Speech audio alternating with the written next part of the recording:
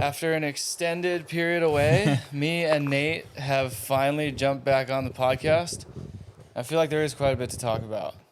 We're back. From new sponsors, injuries, Foiling. surf trips. Okay, yeah, here's something. Right before we started this, we're in the middle of so me and John basically have what I'm calling foil fever right now. And we're trying to get all of our friends to learn the foil because it's so fun. I show Koa a clip. Look how great this is. And he goes, you look like a kook. That looks super dorky. Okay, yeah, hear me out. This would be a good thing to ask you guys right away in the comments. Do you guys think foiling looks super kooky? Because I think it looks pretty dorky. And I don't see the desire to do it, but I was telling Nate, like, sell me on foiling. Okay, here's the sell on the foiling. Picture this. It's you and your best friend or your brother, maybe. There's no waves. Not on the north side, not on the south side. Okay. All there is a little Okay. wind, a little tide, which is every day here. Okay. And you could go have as much fun as you do surfing without any crowds offshore in the wind chop. So foiling, if you get good enough, is as good as fun as surfing, you would say. 100%. I would say even if there's snowboarders out there, it's like riding deep powder. Deep, fresh, flaky powder. That is really fun. That's Okay. it. That's the closest thing I could compare it to is riding like good powder. And if you those people that go see like they travel to ride the tidal surge, it's like a 20-minute wave. We're doing in we're doing China. 20-minute waves every day. One ride, 20 minutes. Turtle Bay to Logs, or an hour-long ride. You can go to Cayena Point. And the foils nowadays are so good. They have such a crazy glide, and they're getting so good at what makes them work that you have to work way less. You know, like in the beginning, everyone was like, okay, it looks like you're just doing 1,000 squats. Now, Yeah, because that's when I started foiling and I hurt my back yeah, a long time ago. I was like, this is not for me whatsoever. totally. So the point of entry is way easier. The foils work way better. And we have basically unlimited surf session opportunity out there in the wind, even when there's no waves. It's always windy here. So, yeah. And it's just you and your friends. Yeah, I could see the appeal. The other side of it is like the endurance side, like when you want to push it, it's as much like endurance as you get out of like the cycling and what that did, except you're having fun. Like cycling is fun, but it's really just a grind. You're working out. Foiling. Cycling looks pretty kooky to me as well. You guys are picking like the dorkiest sports outside of surfing to make your hobbies. I'm just kidding. No. I do things that may not look the coolest, but I might be having probably the most fun. No, I'm sure you are. I've gone cycling with you guys before. And it was the least amount of fun I've probably ever had. Cycling is a workout. That one time- Foiling is fun. Yeah. Okay, well, I'm kind of sold on the foil, and I saw you guys launched a foil Yeah. with Florence and stuff. So, yeah, we're just talking to John a second ago. Nate was on the phone with him. He's like, let's all go. And I was trying to hate, but Nate, you've definitely slightly convinced me. Like right now, we're just on North Shore. It's midsummer. We all love working out. We've done that. Koa's already worked out today. But we could go do something where we would literally be hands above our heads yelling like, oh my God. We could go do that on a day like today. Yeah. So that's fun. How long would you say the learning process takes to pick it up? For someone who's never done it, maybe. Like, I might be able to pick it up a little faster because I used to do it. Yeah, you But would the for sure. downwind is a way different story than just normal. The downwind is foil. about like you do have to have like a reading chop, which is another cool part of it because your ocean reading, which transfers to surfing, your ocean reading and where the energy is and how to keep yourself in the power and where and how waves work goes through the roof because you have to read the chop to keep going. Yeah. That's going to take it's going to take some sessions of just being out in the wind and learning to read it and be efficient.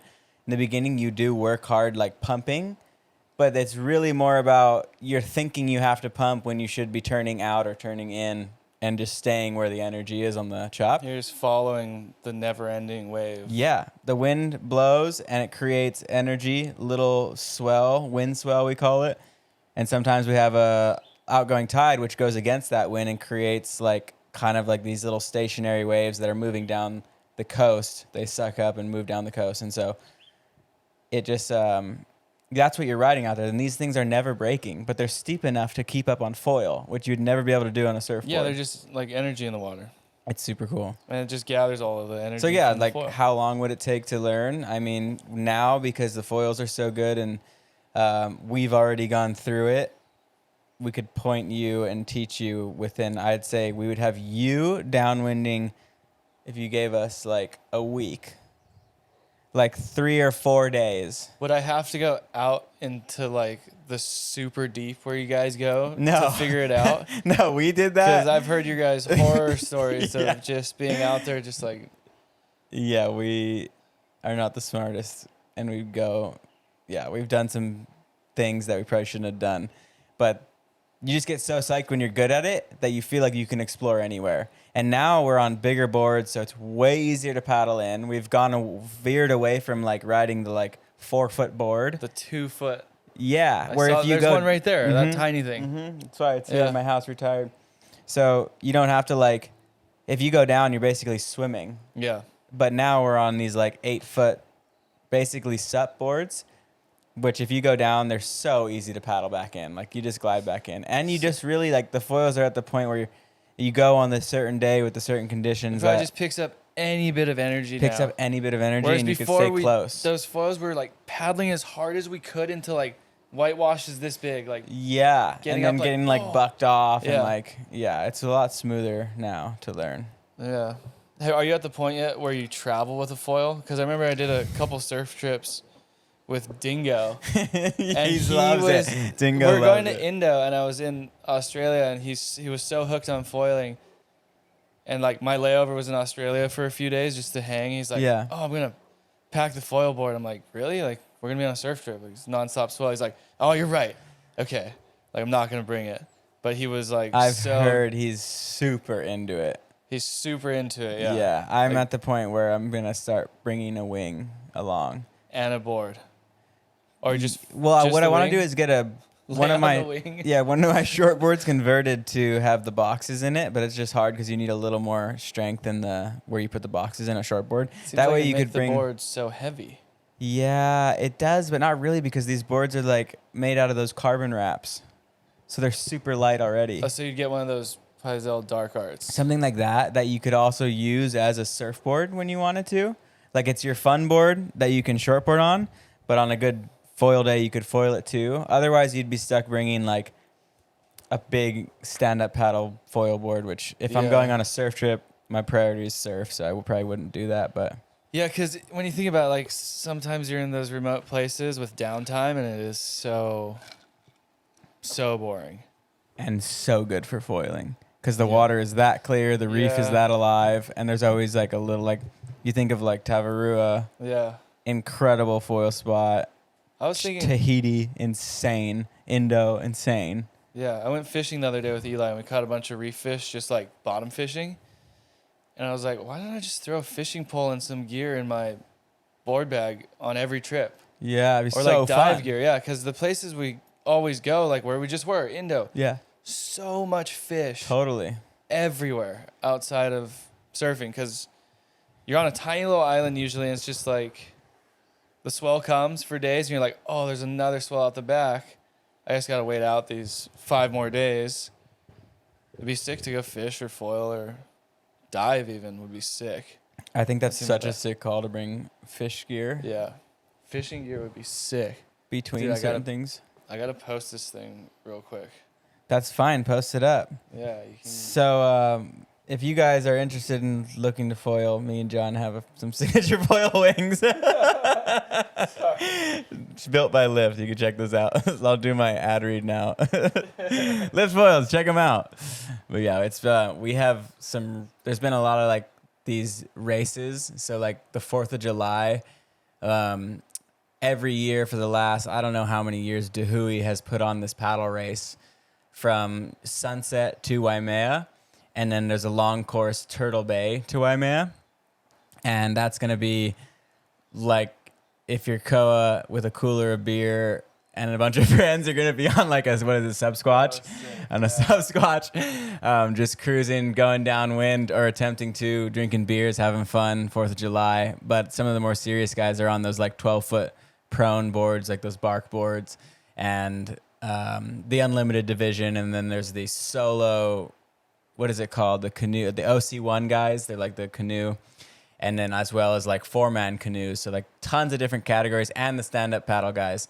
Tons of different categories, and it's really competitive. Like you have tons of great watermen here, and men and waterwomen here on the North Shore. And all the lifeguards usually jump in on the race. And so you have a ton of very fit people and just regular people that love to jump in and get in the water before the festivities begin on the 4th. And this year they added a stand-up paddle foil division, which has become super popular because they you can go out and don't have to catch a wave anymore. So you're just stand-up paddling in flat water. Like have you seen them do that yet? Like they can get up on a board. No, like we had to catch waves at the start, but Oh wait, I thought you guys went stand up yeah, we did. and you tossed your At the paddles. start of our foiling, when we first started learning. Oh, yeah, I'm saying yeah. now these guys are so good that they're able to like stand up paddle and pump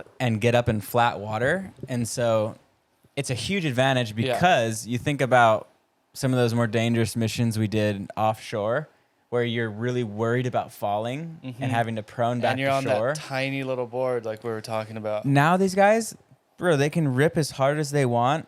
They can pump as hard as they want until they burn out. Sit down, take a rest, stand up, and then just sup into a chop because they can flat water start.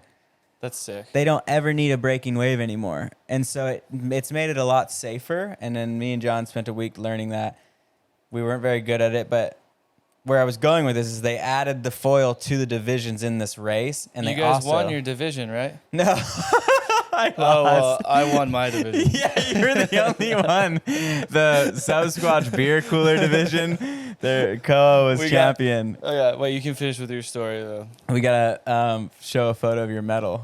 Oh yeah, We'll we gotta put it get in if you guys so are watching. These guys went serious mode practice for like 2 months on like stand-up paddling or whatever. 6 days. 6 Okay, days. whatever.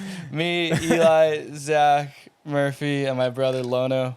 We're like, let's just get a Sup Squatch and enter the Sup Squatch division, which is a giant board that fits like probably you fit like 12 people on it. And we strapped a cooler to it and used like little canoe paddles, and we started paddling. We actually strapped 3 coolers to it. We had 100 beers. That's crazy. We didn't get close to finishing them on the race, but long story short, we won our division. And we're the only ones in our division, so we still got a first place medal. That's amazing. And about like maybe 10 minutes into it, the jet skis just pulled out and were like, just hooked us up to the jet ski and pulled us all the way. You just say turn into a booze cruise. Yeah, we just started drinking and towed by the jet ski. It's so Because fun. we were going to be the last ones in to shore. Yeah. For sure. Yeah. But it was a good time. And then we had that beer pong tournament. Which was at epic. Jack's house, yeah. Jack hosted us in beer pong. And that's the 4th of July paddle race. The Molokai to Oahu is about to happen this weekend. Oh, And yeah. on Maui, they had another race. So I guess where I was going with this big rant was downwind foiling is becoming big, and I think the direction it's headed is like actually going to be probably an official sport on the race side, because now there's twice as many entries on the foiling division For Molokai. Molokai to Oahu than there is on prone or sup in the normal paddle divisions that's been going on for how many years? You know, it would be sick if someone paddled Oahu to Molokai. against all odds. Sigma grind set mode. Yeah. You know what? I'm not going downwind. Basically, what we're talking about, that race is a really long paddleboard race and now a foil race, but it's downwind from Molokai to Oahu. But it'd be funny if someone just was like, nope, going the other way. It'd be too good. It's 32 miles. And so 32 miles. 32 miles. And it's crazy too, because how long do the prone guys take? They take around 4 hours. Yeah. And now the 4 guys who or foil it 5 hours, depending on how fast you are and what the conditions are. and the conditions. And the foilers are doing it in like 2 hours, like 2:30, I think. That's crazy. It's so oh, are gnarly. you guys gonna do it? No. That's too gnarly. I want to do it next year because Molokai is truly a flat water start, which we don't have down yet. So they're paddling. So while we could do the race, we would be nowhere competitive with the other guys. You want to do it and win, not just be like, Yeah. I did it. Yeah. Well, I would like to just do it too, but so John's leaving for the Olympics, which is coming up very soon. But I probably would have done it had I not blown my back out supping. Oh, yeah. So what is up with your back? You still just have no idea, huh? Nate hurt his back. I hurt my Possibly back. foiling or surfing? Kind in of Indo? both. Like, yeah, we got to get into our Indo trips. But like 2 months ago, some little nagging pain started in my back. But I didn't pay much attention to it. But then I started my mission of learning to sup, which is just like, in the beginning, the better you get, the less you actually paddle. Because you get so good at popping up, you really just paddle like very quickly, and then you're up on It just comes down foil. to technique, right? Totally technique. But in the beginning, it's really hard to learn, especially if you don't have a sup background, like the stability on the board and the reaching with the paddle and your posture when you're reaching with that paddle to get the right stroke. And I just practiced like 6 days straight every single day between our 4th of July madness, the birthday, the wedding things. Like, there was a lot of lack of sleep and a lot of supping. To sum it up, we've gone sober for quite some time since then. Yeah. There's no drinking plans in the future. So I ended up I think I just did something to my rib. You know what really happened? You turned 30. I turned 30. Welcome and my back to the started 30 hurting. Club. Yeah, we're here. Heavy. At least we made it this far. Co and I both turned 30 this year. Yeah. No, I was December, but late December. So. Or Oh yeah, mid-December, you're so. right before. Yeah, the you're new year. 6 months younger than me. Yep. Because you're June 14th. Yeah. That's funny. Lono's June 1st. You're June 14th, and Makua is June 17th. Oh, that's crazy. Yeah. We're A all lot June. of June. Yeah. What is that? Gemini. Yep. Crazy people. Lucky enough to spend my birthday. Yeah, exactly. Spend my birthday in the Mentawais, which these guys were yeah. also there. They were in Australia. I was home.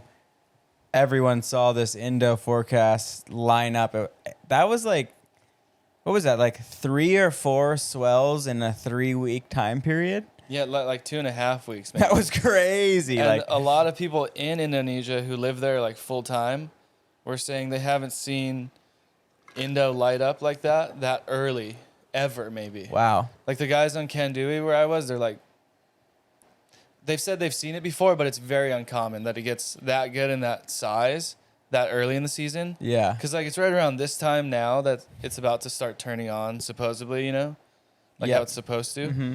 But yeah, I mean, we both scored. It was insane. Yeah. Where did you guys go?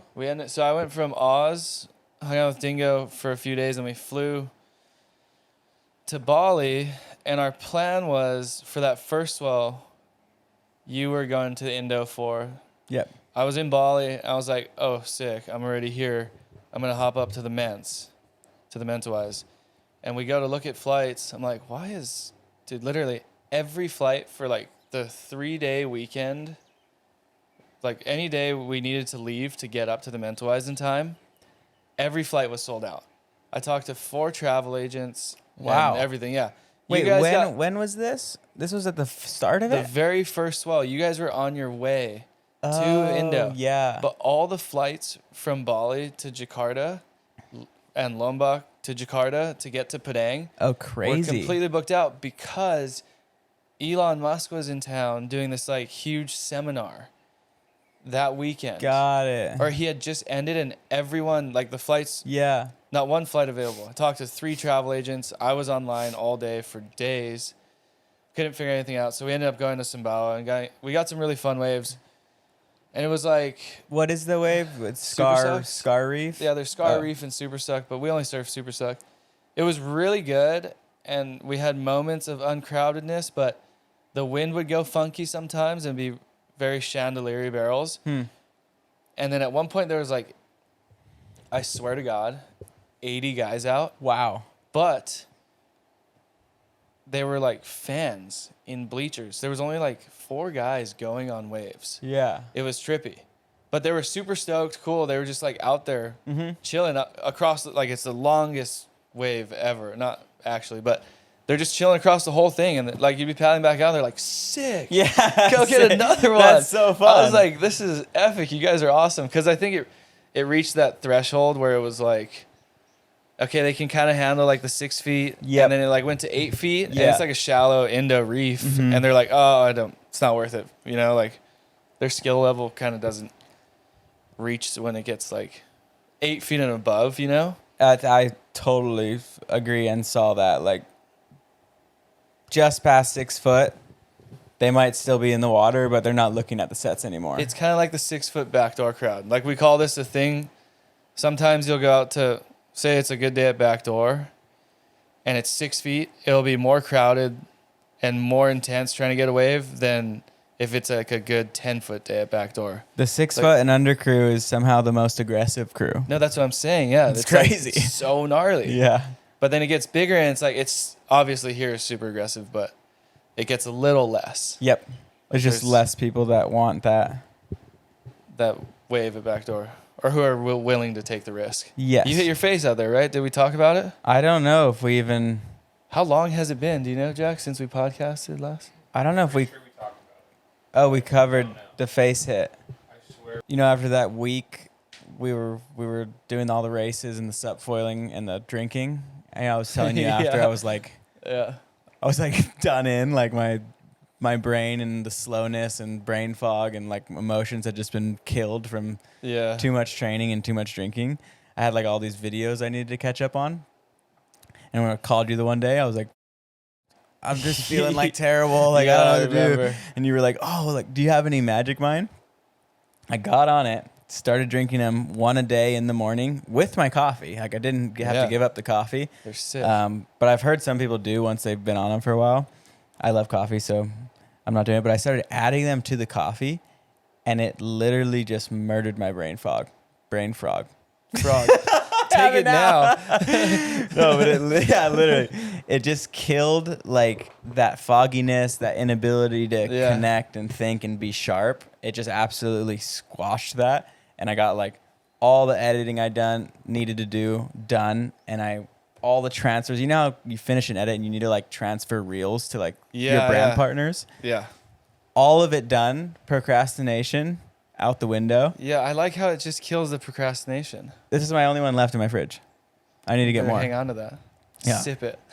yeah. Spoon it. Yeah. They actually have a limited time offer you can use right now that gets you up to 48% off your first subscription or 20% off your first time purchase with promo code KOANATE at checkout. You can claim it at magicmind.com/KOANATE. You can click the link in the description of this video too. So yeah, thanks Magic Mind. Thanks, Magic Man. That's for you guys. All right, we actually have something really cool here from Ver Watches. They're watches that tell the time. And something I really hate about a lot of watches nowadays is that they're constantly buzzing, tracking you, doing all this crazy tech. But these are actually really cool, water resistant, and they were actually started in 2016 in Venice Beach, California. So you know they got that surfing background. So if you'd like to support them, go check them out. You can click the link in our bio. They're amazing. They got a waterproof warranty, actually. And Nate's going to stand there and model. Sit there. Yeah, so if you'd like to get some, go to verwatches.com/Koa and Nate for 15% off your next purchase. Or you can click the link right here in the description of this video. And yeah, thanks. Ver. Thanks, Ver. And you guys. All right, you guys, if you have not yet seen or know about this, we have launched some merch on the podcast. Nate and Koa merch. There's mugs, glasses, pillows, flags. Get your merch. Yeah. I want to see you get your merch and send photos of your merch to nateandkoa@gmail.com. Send your photos. Our actual Gmail. Yeah. Okay, yeah. Yeah. Send photos. Of your merch. Check it out. You can click the link in the description, pick up some Nate and Co merch if you guys want to support the channel. If not, just watching is good enough for us. So thank you guys out there for all the support. Oh, when we switched sponsors was... That was our last update. Wow. Okay. Yeah. No update on that. Oh, okay. We're gonna go through. We that. haven't updated our sponsors. You guys, we have brand new sponsors, both of us. Somehow around the exact same time. How crazy is that? That's crazy. I got sponsored by Dark Sport, which is huge in the fitness world, and they're making a big push into everything, like all athletics, fight, surf, I don't know what else yet.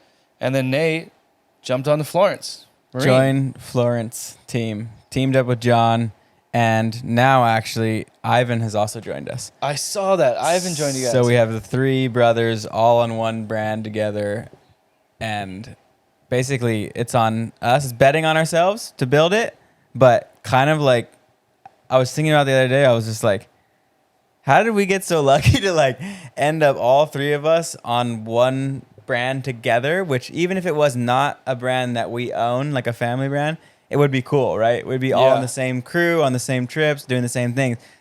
But not just are we on a brand together, it's one we own and we're growing. So I was just thinking about it the other day. I was like, how did we get so lucky to end up here in this position? Yeah, that's awesome. Yeah, we feel super fortunate. And it's, I guess, talking on like your switch and my switch, it's like, it's the state of the industry right now in the surf world.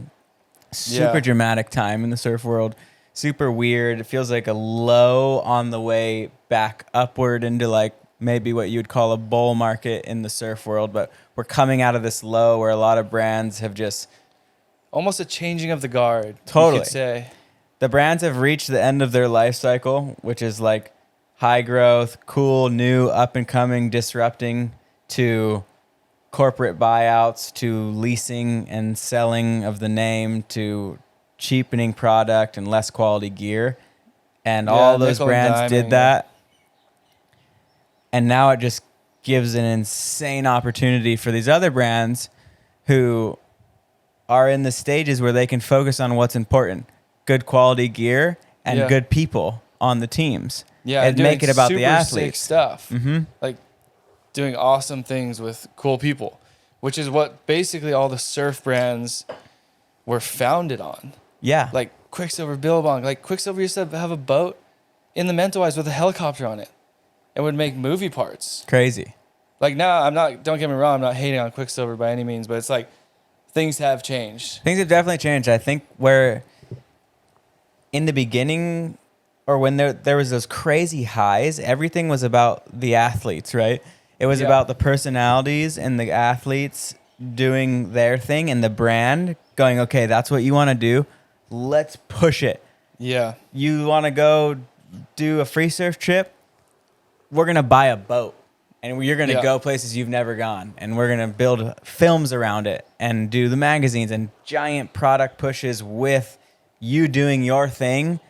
Yeah. Whatever you want, we got the budget for it. Here you go have fun. But that created mass fans built around certain Yeah. athletes, right? Because it was so real. The athlete did their thing and grew fans, and the brand propped them up and said, yeah, go ahead. You be the athlete you want to be. And the fans loved it, bought product. Everyone did good. Yeah. Then it kind of turned to, oh, you know what? Well, maybe the athlete doesn't know what we know here in the marketing department. Maybe it's more about our ideas. Maybe our hands are gold and it's not his. Yeah. And it kind of came back to like the brands thinking they knew better than what the athletes were doing. Less feedback loop going on, less Yeah. fans, more diluted teams. All of a Yeah. sudden, every team had 30 guys on it. You're like, whoa, which is like, 50. what exactly are you representing now? Ruka had like 80 guys on the team. They had a lot of guys on the team. Yeah. Well, But you know, I had a conspiracy theory here about this. I think when all these brands were bought, obviously new people were put in charge, but they came with executives with different backgrounds.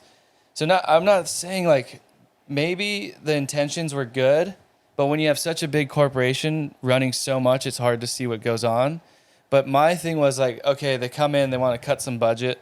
The guys that are below, like an executive who are like hanging on to their salary, were like, okay, let's just cut this out here with these athletes and these people and this and that, so they can make room and keep their job secure. Yeah. And like kind of behind the scenes. That makes a lot of sense. Because everyone I would talk to, like the people internally at these brands who were like, would talk to the athletes, sounded like they had good intentions, you know? Yeah. And I'd like to believe them that they did, and they weren't Mhm. just lying just to keep us like happy or something. So my mind, I was like, is it maybe somewhere in this corporate ladder, someone's really worried about their salary, so let's just cut this here and there.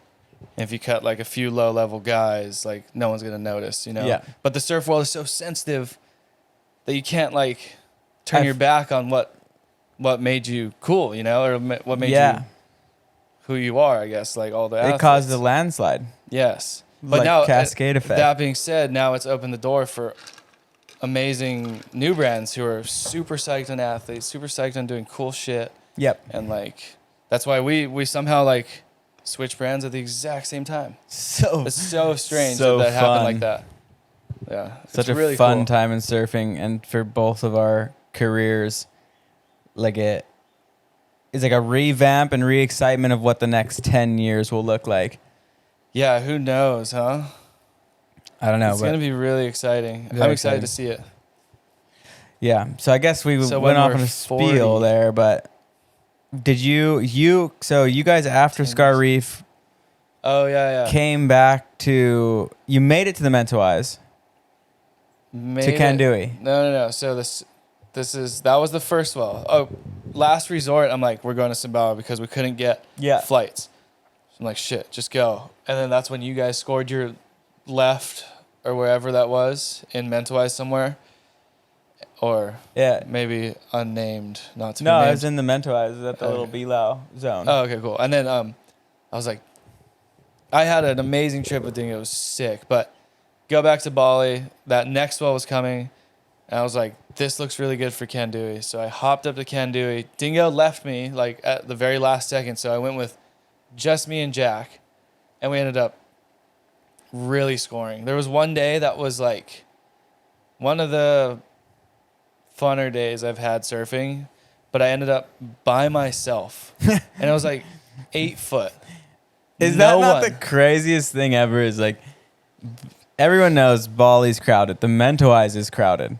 Everyone was telling me you're gonna surf with 100 guys. You in end Kandui. up at one of the premier Mentawais waves, like one of the most well known, right? It's probably, it's like Macaronis, Lances, and Kandui are the most known waves in the Mentawais. Yeah. Everyone's gonna try to go to either one of those on a big swell. You end up on a big swell at Kandui, one of the most known waves in the world, and there's still guys not surfing during windows of the day. Dude, the craziest thing was insane. so I paddle out first light. I'm like, where is everyone? There's one other guy out. Yeah. I'm like, okay, this is super sick. All of a sudden, guys are like, oh, it's good. They start making their way out there. Boats show up, come out. I'm like, okay, here's a bit of a crowd, like 20 people maybe. And then the wind starts like kind of swirling. I'm like, oh, I wonder what's going to happen here. Everyone just goes, oh, we got to go to this spot right now. Like within like 20 minutes.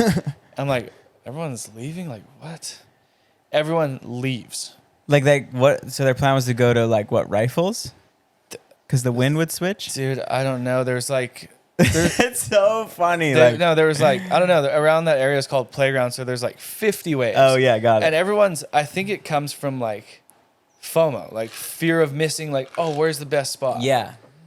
And because I was with pretty good surfers, you know? Yeah. And I'm like, I'm not leaving this wave. Like, it might be a little crumbly right now, but it could turn offshore and it's 8 feet. Mm-hmm. And everyone leaves, and I'm just sitting out there by myself. I can hear Jack from the tower on the beach, which is like a mile and a half away, maybe a mile, but he's just screaming. I'm just like sitting out there like, what is going on? There's no one. So That's basically so I was sick. like, by myself. Waves turned on, went offshore, and then I had maybe like 2.5 hours like that, and then That's the crowd came out. crazy. And then I finally get 2 surf down. I'm like, okay, I'm gonna go grab a coconut. I'm like on the beach, so fried. I'm like almost like hoping it goes on shore, you know? 'Cause Yeah, you're so you're just cooked. I'm looking at it, I'm like, it's not going on shore. And like just before dark, maybe like an hour before, I'm like, holy shit, it's like actually really good out there. So me and the Roberson brothers get out there, jam out there real quick, and the owner of Kandui Villa has his jet ski and just starts towing us in. That's And insane. It got like 10 feet, and there was 3 of us out. Wow. And it was nonstop sets. Like I got towed in, scratching back out. Other guys getting towed in. There's enough waves in the set. I caught 4 of probably my best waves of the trip. Wow. In that like 45-minute window. Those are the sessions. And then we got sick the next day. Yeah. But you guys look like Well- same scenario. You guys look like you were kind of solo. Well, it was interesting because, so like, the Bilal zone and Bilal camp, it's an interesting one. It's like run by the South African family. They're super cool, Uh-huh. but they're like, South Africans are just like, you know how they are. They're gnarly. They're known for like utilizing everything around them all the time, and so like, Yeah. and they're all about the score. So this camp or this resort is set up like it's not maybe like the crazy influencer high end zone. You know, you're sleeping in mosquito nets. There's no AC. There's fans. But the thing is, It's pretty rough. you're not on any schedule. There's a ton of waves in a small area. And like, because it's not really, doesn't have one of those big premier spots, I don't really know the reason. There's kind of nobody around. Like, Yeah. you have this choice of spots.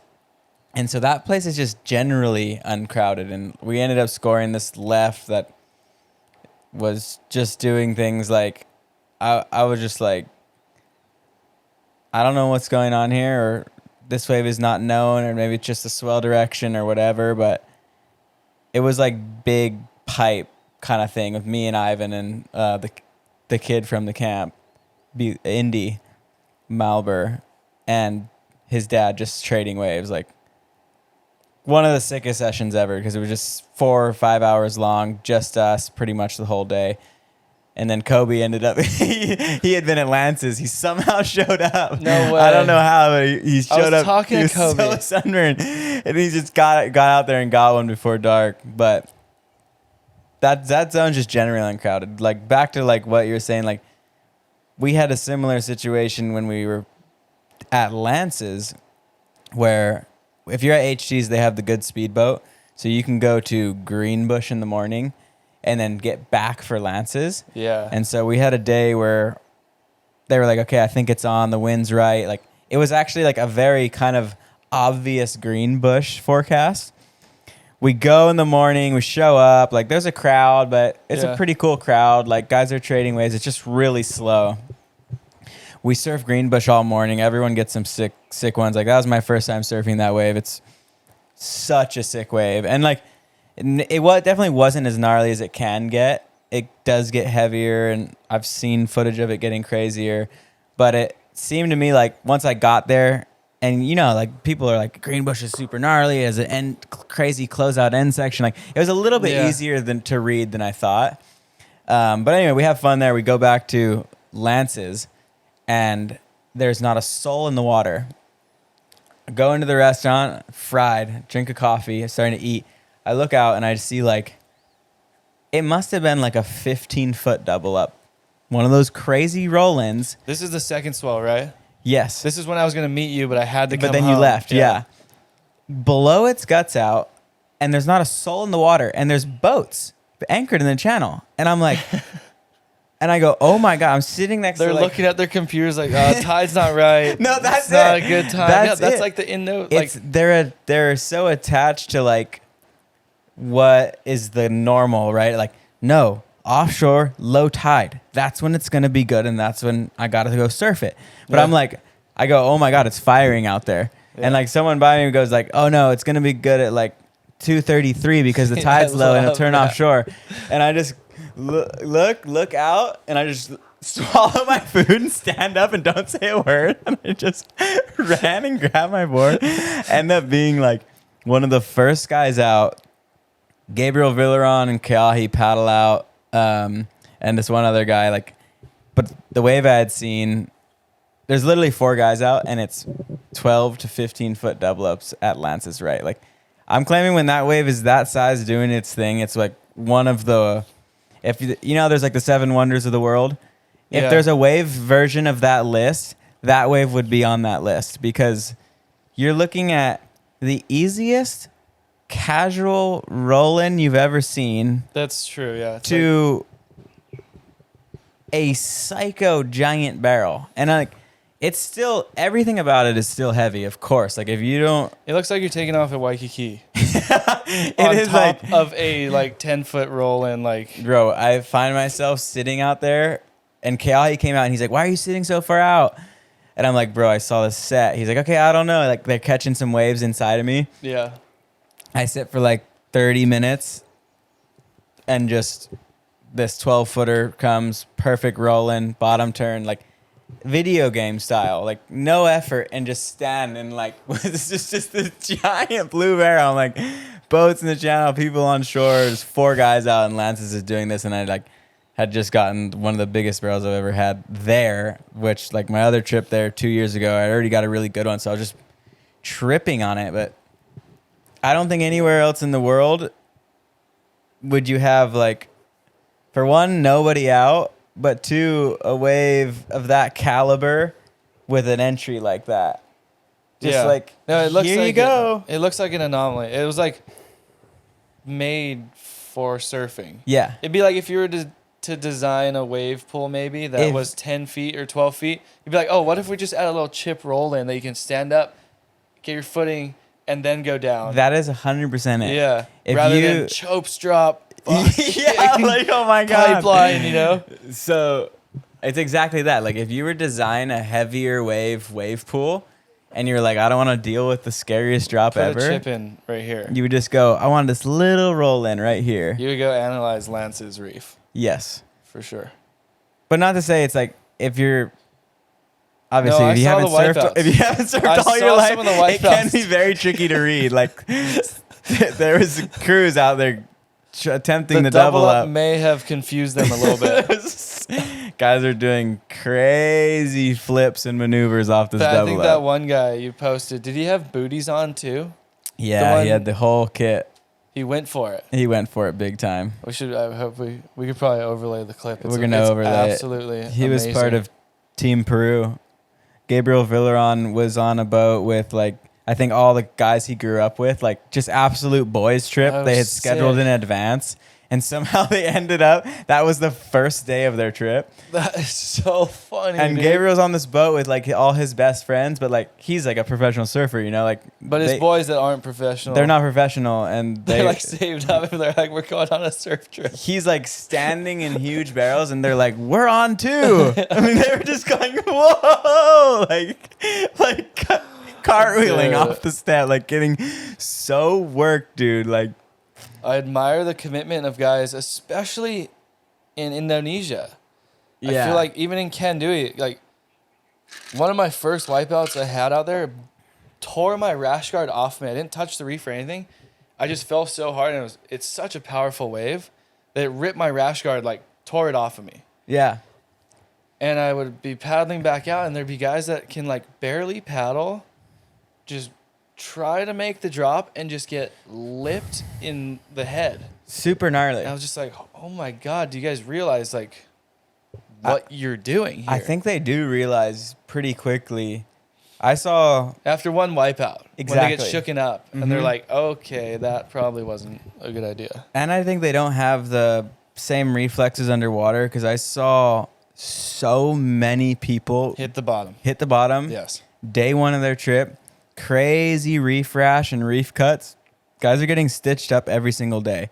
The camp Yeah. managers, like, I heard stories from the Belau crew and the HT's crew.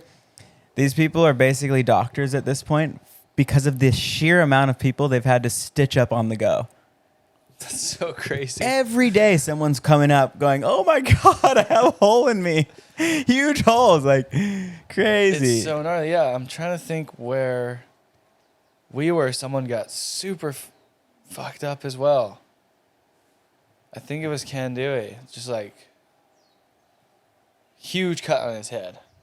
And Yeah. I was looking at him like, he's like, "Am I okay?" I'm like, "You better go back to your boat and hopefully have a doctor." He's like, "Yeah, we do." You gotta go, I man. was like, "Oh my god." Another thing was insane heat poisoning or heat exhaustion and sunstroke. It seemed like every single day someone was going down with sunstroke because of the heat, and like guys surfing 6 or 7 hours.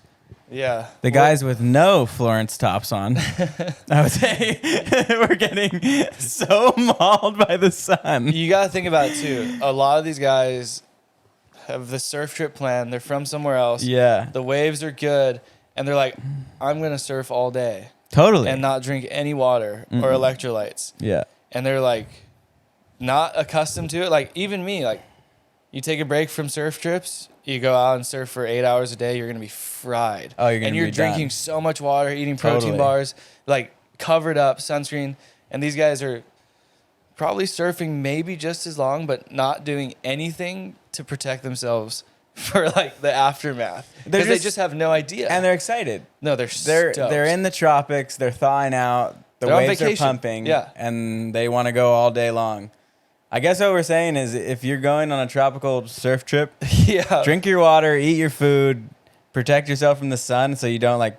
Because the main thing was these guys were having like a whole day they didn't get to surf after because they were sick, and they're like, "Damn, I'm only here for 7 days and I just lost a Yeah. full day." I was like thinking about that, and they're like, "Oh man, this guy saved up all year for this one trip, and he has to take a day to like not do anything." Yeah. I was like, that's a shocker. You guys drink your water and eat your food, and you'll be able to surf every day of your trip. Well, yeah, I guess a good thing would be get really good sunscreen, like zinc, that sticks to your face for a month. A good rash guard. Yeah. If you think you've drinking enough water, drink more. Come in maybe every 2 hours to drink water, just to the boat or something. You want to go next level, get some tights. Get some leg tight. I'm lucky I'm a little darker. I don't really need that yet. The backs of my calves will get straight up black. Yeah, that's so gnarly. Like they'll go from like a little red. I'll surf all day. They're absorbing more than anywhere on your body. Because the majority of surfing is paddling or laying on your Yeah. board. Yeah, And your calves are just sun absorbers. sun absorbers. I'll get some tights. I would love that actually. We'll You get should you a me pair. some, yeah. But also, a good thing about the sun is you can get a lot of vitamins from the sun.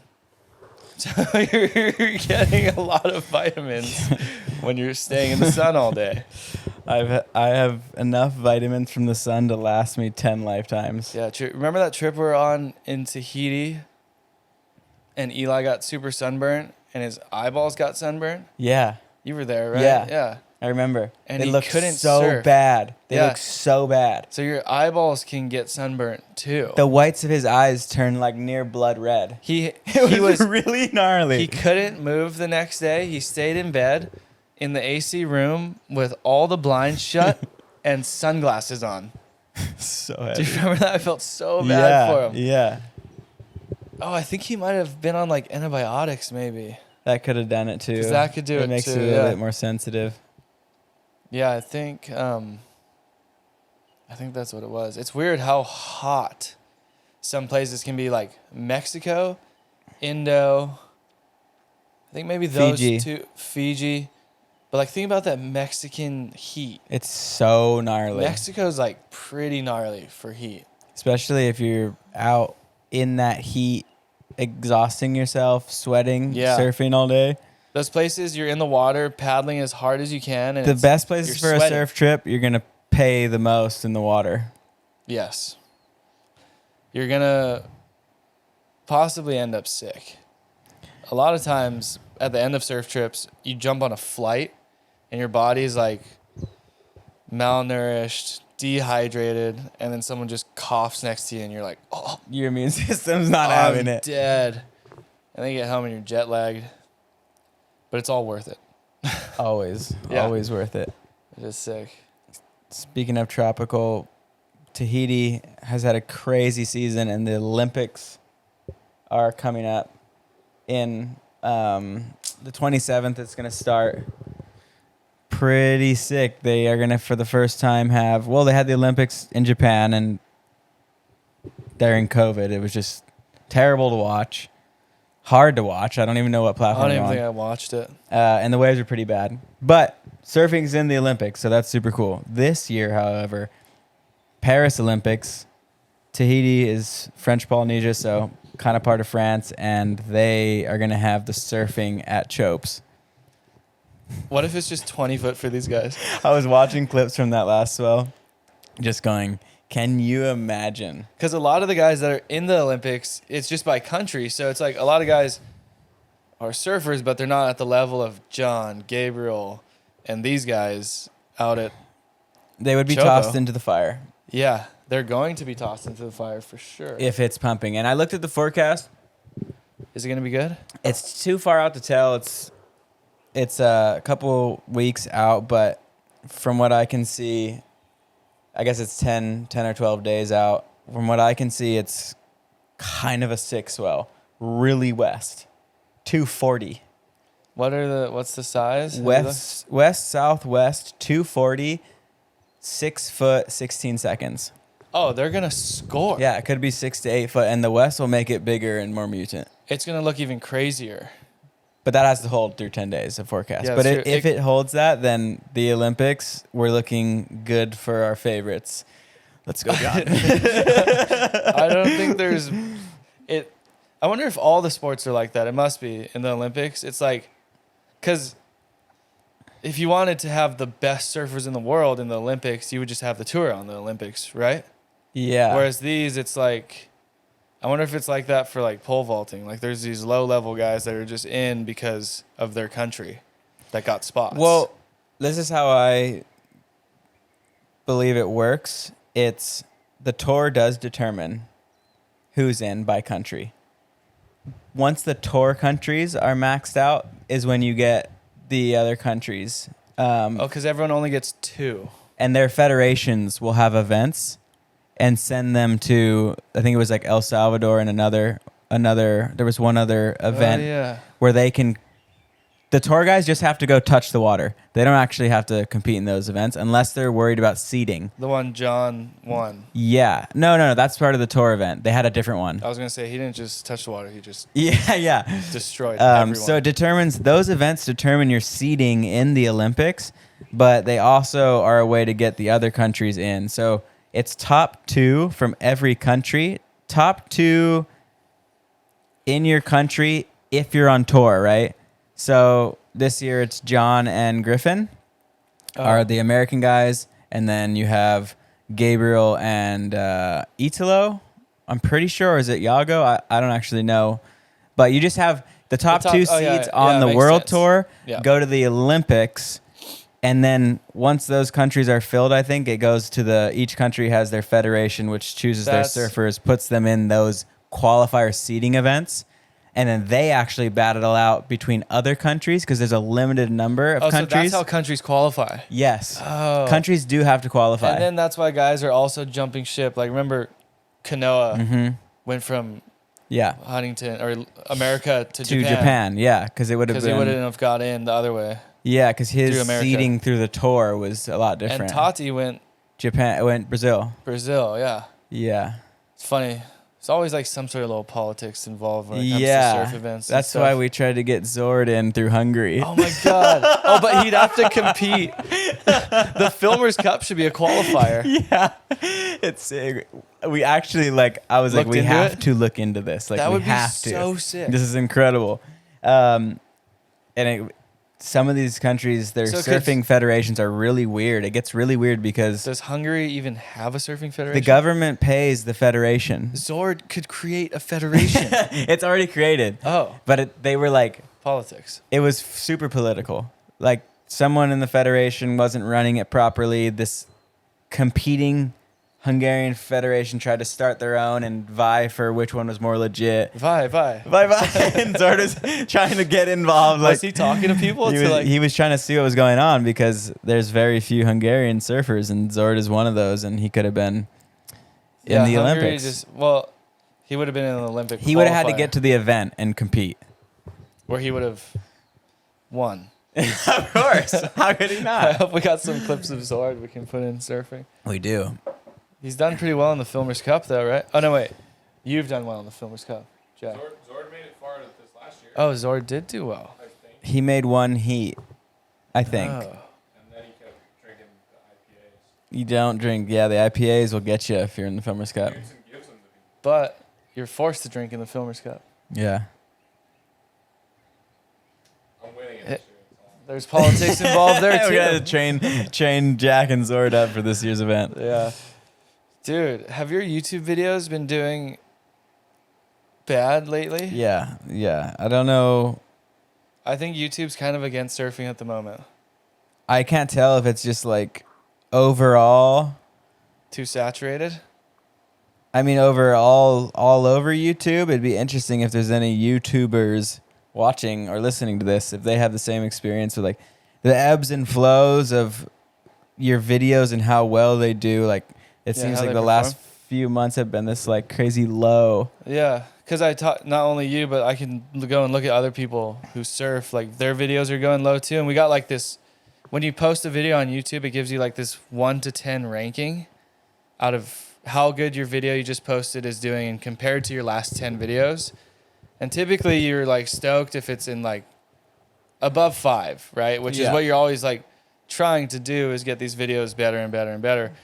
But I was tripping because my videos went like to 9, 10 almost. Same. The last few. And I talked to you and you said yours did the same thing. I was looking at everyone else's. I was like, I wonder if it's just a weird like period for surf. I wonder, content. too. I don't know. Or YouTube is like changed something. I'd love to know if you guys know out there. I mean, Actually, I just posted a video today, hit number 1.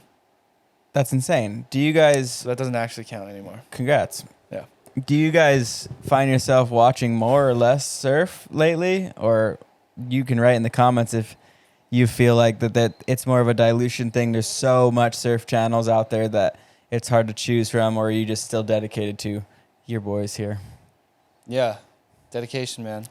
Only And the podcast is not going anywhere. The podcast is not done, even though we had an extended break. And we had, Koa came up with a great plan, which is going to allow us to just be more on it, especially when we're traveling and when we're on different trips. We'll be starting to do podcasts where it might just be Koa and Jack giving you guys an update, rundown of what's going on with them if they're on a trip. Or if I'm on a trip, it might be me and Zord giving that update. Or if we're with certain people, like you could have done one with Dingo, or I could have done one with that South African family. Yeah, or like, exactly. so we're going to be way more on it with that. I know we say things like this every episode. We're making promises we can't keep. We're actually gonna do it. Yeah, Everyone thought we fell off. We did not. we did not. We But, just been on a surf bender, and now we've been home. We've been surfing. There's been a lot going on. We all got home, started partying, but now we're sober. Yeah, like I feel like after there was a few months where we were both going through the major brand transition, so that was like taking a lot of our headspace and making sure Yeah. we're solidified and everything looks good for the future of our careers. So now we're back. Yeah, That's it. that's it. Podcast Podcast in the is back. books. Comments below. Like this Anything. video, subscribe to our channel, or if you're listening on audio, subscribe on there if that is possible. And thank you guys for watching. Oh, also, I'll plug the merch later. You guys have a great day. That's it.